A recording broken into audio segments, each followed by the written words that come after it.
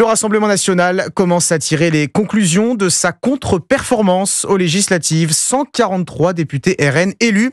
C'est un record, mais c'est bien en dessous de ce qu'espérait le parti et ses militants. Première conséquence concrète, 48 heures après le second tour, le directeur général du Rassemblement national, Gilles Penel, présente sa démission. Et le président du parti, Jordan Bardella, doit gérer sa première crise depuis son arrivée à la tête du RN en 2022. Maï-Hélène Trémollet. C'est le premier vrai revers politique pour Jordan Bardella qui dit lui-même devoir en assumer la responsabilité.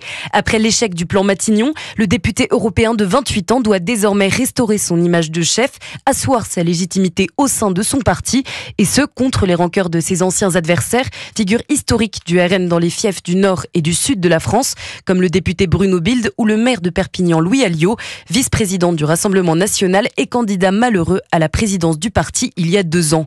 En clair, cette défaite réveille au RN un clivage étouffé depuis 2022, celui des divergences au sein du parti entre deux lignes, celle des membres anciens, plus traditionnels et nationalistes, attachés surtout aux questions rurales et sociales, loin des cadres parisiens et des plateaux de télévision d'une part, et de l'autre, celle de Jordan Bardella, à l'image moins polémique, plus intellectuelle et proche de l'ancienne UMP, qui cherche surtout à rassembler la droite et à donner au Rassemblement national la crédibilité d'un parti de gouvernement. Maï-Hélène Trémollet.